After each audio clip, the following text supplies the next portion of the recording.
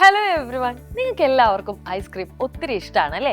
അപ്പോൾ അമ്മയോടും അച്ഛനോടൊക്കെ നിങ്ങൾ ഇടയ്ക്ക് ഐസ്ക്രീം വാങ്ങിച്ചു തരാൻ വേണ്ടിയിട്ട് വാശി പിടിക്കാറുമുണ്ട്. അപ്പോൾ നമ്മളൊരു ഷോപ്പിലൊക്കെ പോയി പർച്ചേസ് ഒക്കെ ചെയ്ത് കുറച്ചധികം സമയം എടുത്തിട്ടാണ് തിരിച്ചു വരുന്നതെങ്കിൽ നമ്മൾ വാങ്ങിച്ച ഐസ്ക്രീം മിക്കവാറും അതെന്തായിട്ടുണ്ടാവും, ഉരുകി പോയിട്ടുണ്ടാവും, മെൽറ്റായി പോയിട്ടുണ്ടാവും. എന്തുകൊണ്ടാണ് ഈ ഐസ്ക്രീം ഇങ്ങനെ മെൽറ്റായി പോയത്? നമ്മൾ ആദ്യം വാങ്ങിച്ച സമയത്ത് അല്ലേ ഈ ഐസ്ക്രീം എങ്ങനെയായിരുന്നു എക്സിസ്റ്റ് ചെയ്യുന്നത്? അത് സോളിഡ് ഫോമിലായിരുന്നു ഉണ്ടായിരുന്നത്. കുറച്ച് കഴിഞ്ഞപ്പോഴത്തേക്കും നമ്മുടെ ഐസ്ക്രീം മെൽറ്റ് ആയിട്ട് ലിക്വിഡ് ഫോമിലേക്ക് മാറി. ഈ ലിക്വിഡ് ഫോമിലുള്ള ഐസ്ക്രീം എന്ത് ചെയ്യാൻ വേണ്ടി പറ്റും? നമുക്ക് സോളിഡ് ഫോമിലേക്ക് മാറ്റാൻ പറ്റും അല്ലേ? എപ്പോൾ മാറ്റാൻ വേണ്ടി പറ്റും? വെറുതെ നമ്മൾ വെച്ച് കഴിഞ്ഞാൽ മാറുമോ? ഇല്ല. അതിനെ കൊണ്ടുപോയി ഫ്രിഡ്ജിൽ വെക്കുകയാണെങ്കിൽ അല്ലേ എന്ത് സംഭവിക്കുന്നുണ്ട്? അത് വീണ്ടും തിരിച്ച് സോളിഡ് ഫോമിലേക്ക് മാറുന്നുണ്ട്. അപ്പോൾ ഇതേപോലെ തന്നെ നിങ്ങളുടെ വീട്ടിൽ നമ്മൾ സാധാരണ ഐസ് ഉണ്ടാവും അല്ലേ? ഐസ് എന്ത് ചെയ്യും? നമ്മൾ പുറത്തെടുത്ത് വെച്ച് കഴിഞ്ഞാൽ, ഫ്രിഡ്ജിൽ നിന്നും മാറ്റി പുറത്തെടുത്ത് വെച്ച് കഴിഞ്ഞാൽ ഐസ് വെള്ളമായി മാറുകയും ഇതേ ഐസിനെ തന്നെ നമ്മളൊരു ഗ്യാസിൽ കൊണ്ടുപോയി വെച്ച് കഴിഞ്ഞാൽ അല്ലേ എന്താവും? വെള്ളമായതിനു ശേഷം അത് പിന്നീട് വീണ്ടും ബോയിൽ ചെയ്ത് കംപ്ലീറ്റ് വേപ്പറൈസ് ആയിട്ട് പാത്രത്തിൽ തന്നെ ആരുമില്ലാത്ത അവസ്ഥയിലേക്ക് എത്തുന്നുണ്ട് അല്ലേ? തീർച്ചയായിട്ടും നമ്മളിവിടെ കണ്ടത് എന്താണ്? വാട്ടറിന്റെ ഡിഫറെന്റ് സ്റ്റേറ്റുകളാണ്.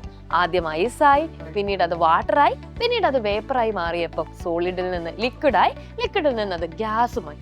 എന്നാൽ നിങ്ങളുടെ ഒരു അഭിപ്രായത്തിൽ ഏതെങ്കിലും ഒരു പദാർത്ഥം ഡയറക്റ്റ് ആയിട്ട്, അതായത് സോളിഡ് അവസ്ഥയിൽ നിന്ന് ഖരാവസ്ഥയിൽ നിന്ന് വാതകമായിട്ട് പോയതായിട്ട് നിങ്ങൾ അറിയോ? അങ്ങനെ ഏതെങ്കിലും വസ്തു നിങ്ങളുടെ മനസ്സിലുണ്ടോ? ഉണ്ട് കേട്ടോ. നമ്മുടെ വീടുകളിൽ ഉപയോഗിക്കുന്ന കർപ്പൂരം എന്താണ്? ഡയറക്റ്റ് ആയിട്ട് സോളിഡിൽ നിന്ന് അതെന്തായിട്ടാണ് മാറുന്നത്? വേപ്പറൈസ് ആയിട്ട് മാറുന്നുണ്ട്. അപ്പോൾ around us in different forms എന്നുള്ള ചാപ്റ്റർ പോലെ ഒരുപാട് ചാപ്റ്റേഴ്സ് നമുക്ക് പഠിക്കാനുണ്ട് അല്ലേ?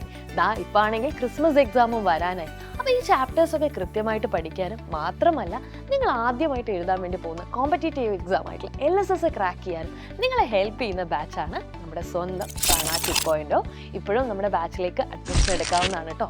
ഇപ്പോഴാണെങ്കിൽ നിങ്ങൾക്കൊരു ഓഫർ കൂടിയിട്ട് MEGA30 എന്നുള്ള കൂപ്പൺ കോഡ് ഉപയോഗിച്ച് 30% ഓഫറോട് കൂടി നിങ്ങൾക്ക് എന്ത് ചെയ്യാം? നമ്മുടെ ബാച്ചിൽ ജോയിൻ ചെയ്യാവുന്നതാണ്. അപ്പോൾ കിട്ടില്ലാനായിട്ടുള്ള ഒരു ടൈമാണല്ലേ. ക്രിസ്മസ് എക്സാമോ അതേപോലെ തന്നെ ആനുവൽ എക്സാമോ ഒക്കെ കംപ്ലീറ്റ് ആയിട്ട് നമുക്ക് പഠിച്ച് സൂപ്പറായിട്ട് എക്സാമും എഴുതാം. മാത്രമല്ല നമ്മുടെ ആദ്യത്തെ കോമ്പറ്റേറ്റീവ് എക്സാം ആയിട്ടുള്ള LSSും നമുക്ക് ക്രാക്ക് ചെയ്യാം. അപ്പോൾ ഈ ഒരു അവസരം നിങ്ങൾ ആരും പാഴാക്കണ്ട. അപ്പോൾ വീഡിയോ കാണുന്ന മക്കളാണെങ്കിൽ വേഗം അമ്മയോടും അച്ഛനോടും ഈ കാര്യം പറഞ്ഞോളൂ. നിങ്ങളുടെ ഫ്രണ്ട്സിനോടും കൂടെ ഷെയർ ചെയ്ത് കൊടുക്കാൻ മറക്കണ്ട. അപ്പം കാര്യങ്ങളൊക്കെ നമുക്ക് ഒരുമിച്ച് ഇരുന്ന് പഠിക്കാം. അപ്പോൾ ഓൾ ദി വെരി ബെസ്റ്റ്.